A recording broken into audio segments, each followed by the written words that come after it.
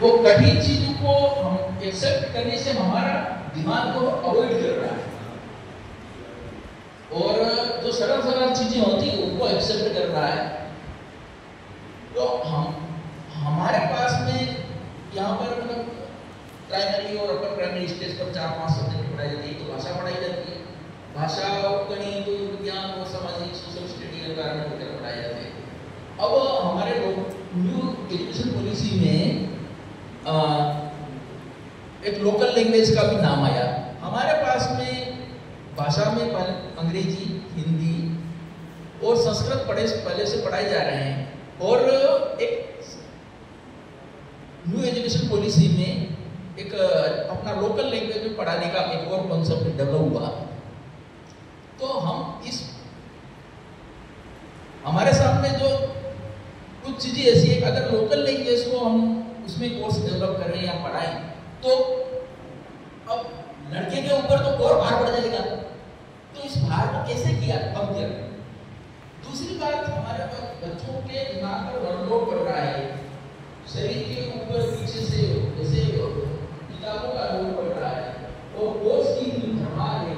सामने शिक्षक देखे तो एक से 5 तक एक ही पढ़ाने वाला है, उसके कितने सब्जेक्ट हैं, कितने पाठ हैं, तो उसका वर्कलोड देखो, और उसके ऊपर भी सरकार ये लोगों का काम देती है, खाना बनाने वाले का सारा उसी को मैनेज करना है। मतलब बच्चों को जितना समय दे पाता है वो तो फील्ड में वास्तविकता के तल पर वो ही जानता है बच्चों के लिए वो कितना काम कर पाता है। मानसिक रूप से इतना वो हिंदी पढ़ाएगा, गणित पढ़ाएगा, अंग्रेजी पढ़ाएगा, कि क्या क्या पढ़ाएगा और क्या रिजल्ट देगा। शिक्षकों का वर्कलोड कम किया जाए तो बेहतर रहेगा। और तो हम जैसा हम चाहते हैं इन फ्यूचर में शांति प्रिय समाज, इंसान बनाने वाला समाज, तो हमारे सामने जो दक्षिणी राजस्थान में जो समस्या है, मूल समस्या है, एक तो एक्सप्लॉयटेशन और अतिक्रमण की। हम किसी के घर में ज़्यादा घुसेंगे, वो अतिक्रमण करेंगे, अतिक्रमण होगा तो वहाँ पर वो कॉन्फ्लिक्ट होगा विचारों का और अशांत होगा। तो एक्सप्लॉयटेशन को क्या बोलेंगे, तैयार होकर वो तो शोषण का शिकार हो रहे हैं, और हमारे जो विद्यालय हैं शोषण के कारखाने बन गए, और हमें मजदूर बनाने के कारखाने, क्यों बड़े लोगों को चाहिए मजदूर, और हम कैसे मजदूर बने इसकी कोशिश। जब ये जो बातें देखने को आती है तो रिजल्ट में हमारे तो हमको रिजल्ट में जो मिलना चाहिए वो नहीं मिल रहा है।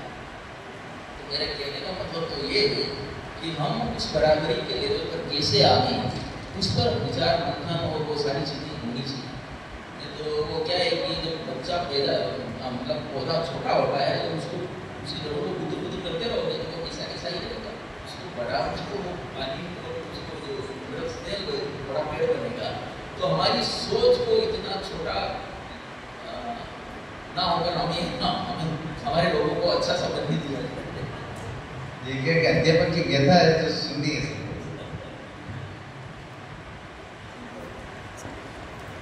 कि इस पॉलिसी ने पहली बार कहा है कि लोकल लैंग्वेज में, ये सही नहीं है। हमारी सारी पॉलिसीज शुरू से कह रही है मदर टंग में होना चाहिए, आरटीई ने भी वो कहा है, तो इसलिए ये सही नहीं है। दूसरा, पॉलिसी गलत कह रही है जो कह रही है कि तीसरी तक 3 भाषा, बच्चे 3 भाषाएं सीख जाएंगे, क्योंकि अभी जैसे बात हुई थी भाषा कैसे सीखते हैं बच्चे, और अगर अपनी भाषा में बाकी चीज़ें सिखाई जा रही है तो बच्चे के दिमाग में बोझ नहीं बनेगा।